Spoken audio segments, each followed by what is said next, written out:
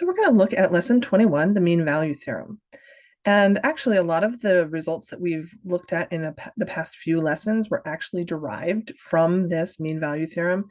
We're not really going to go back and like reprove all of them directly, but we're going to learn the mean value theorem because it does have this sort of fundamental basis. It does, in fact, prove a lot of the things we've been learning, and then we'll also use it to draw a few more conclusions.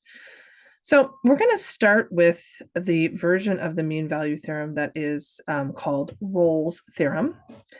And basically, Rolle's theorem has three qualifications in order to be applied. So we have to have a function, f of x, that satisfies these three conditions.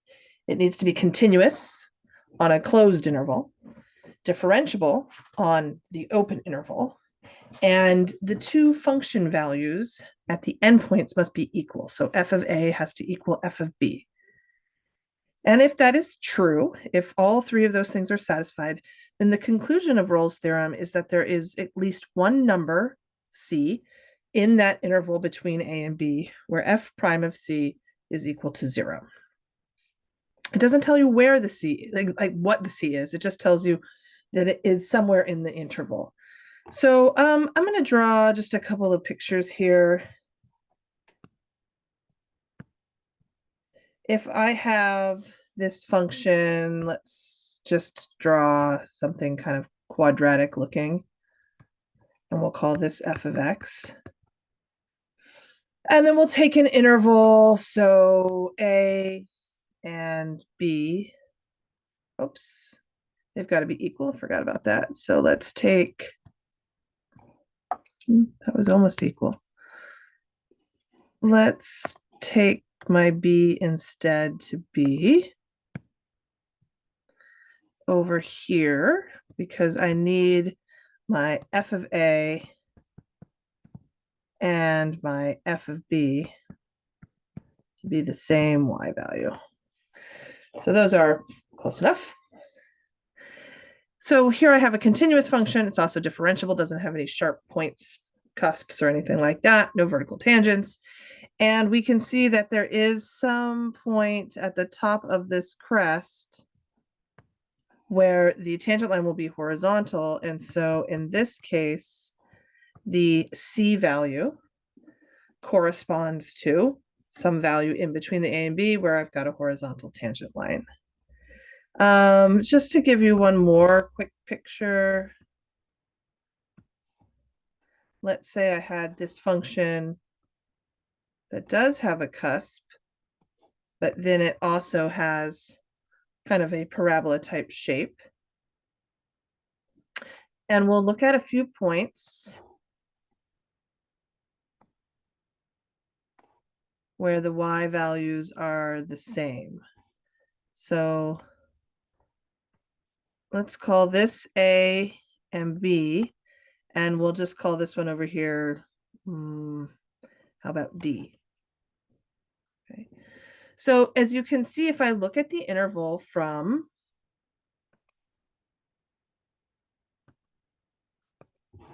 this interval here from D to A, I do have that the two y values are equal to each other, but it's not differentiable at this point inside the interval.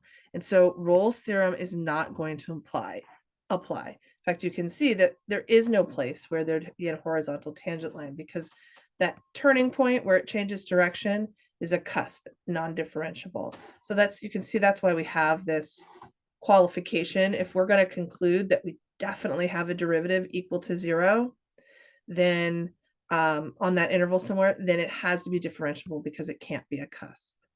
But in this case, if you look at the interval from A to B, it is continuous and differentiable. And once again, we have that location somewhere there where the derivative is equal to 0 on that interval. So that is what Rolle's theorem tells us. And you can do basic examples with something like this, just talking about, you know, satisfying the three conditions is really mostly what we're looking at. So if we start with a function like tangent of x, and we say, show that f of 0 equals f of pi, but there's no number c on 0 to pi such that f prime of c is equal to 0. So first and foremost, I'm just going to find f of 0, which is the tangent of 0, which is 0.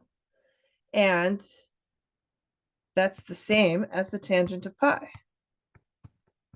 So check, f of 0 equals f of pi.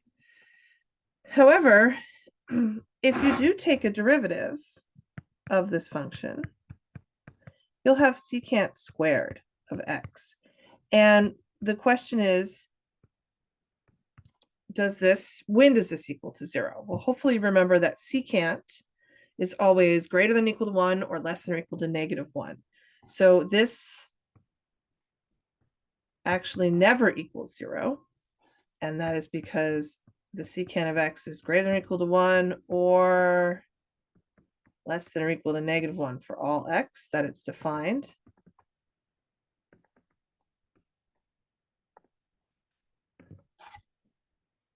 So we have now shown that there is no number c where f prime of c equals 0. And so the question is, why does this not contradict Rolle's theorem? And if we're looking at the interval from 0 to pi of this function tangent of x, we've shown that it satisfies condition number 3 here, f of a equals f of b.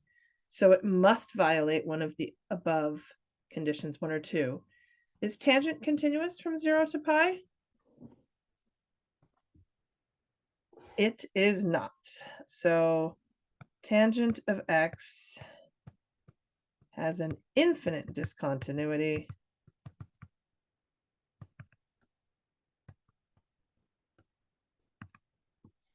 at x equals pi over 2. So Rolle's theorem does not apply.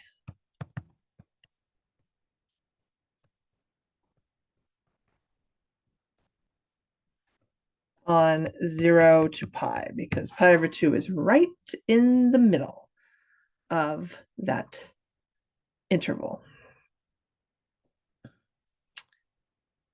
Okay, and then another type of problem that you could do with Rolle's theorem is to actually apply it. So verify that if I give you an interval and I give you a function, that the three conditions of the theorem are actually met, and then find the number in the interval that meets the condition.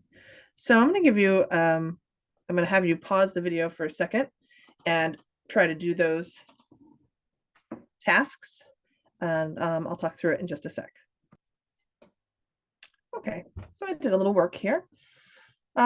First, I calculated the sine, or the sine of 2x for pi over 8 and 3 pi over 8. So sine of 2 times each of those angles.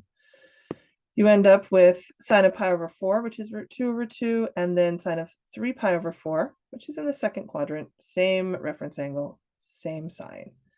So I have verified that the function is equal at the two endpoints of the interval. And then I've just made a statement because we know already that sine is both continuous and differentiable on all of R. So it is certainly going to be continuous and differentiable on our closed interval. So that means that all of the conditions of Rolle's theorem are satisfied. And so I'm going to actually try to find the number or numbers that are in this interval whose derivative equals 0. So I took the derivative, I needed the chain rule, kicked out a 2 from the cosine of 2x, set that equal to 0, divide by 2. So I'm looking at cosine of 2x is 0. That means 2x is either going to be, I'm not going to put in all of the possibilities because I'm looking for positive angles. So I started with pi over 2 and 3 pi over 2, because when I divide those both by 2, I end up with pi over 4 and 3 pi over 4. And then I look to see what's inside this interval, and it's just the pi over 4. This 3 pi over 4 is too big. So that will be my one value within that interval that satisfies the condition and does in fact have a derivative equal to 0. There is a link here that you could click to see this situation play out graphically on Desmos. It's pretty cool. Check it out.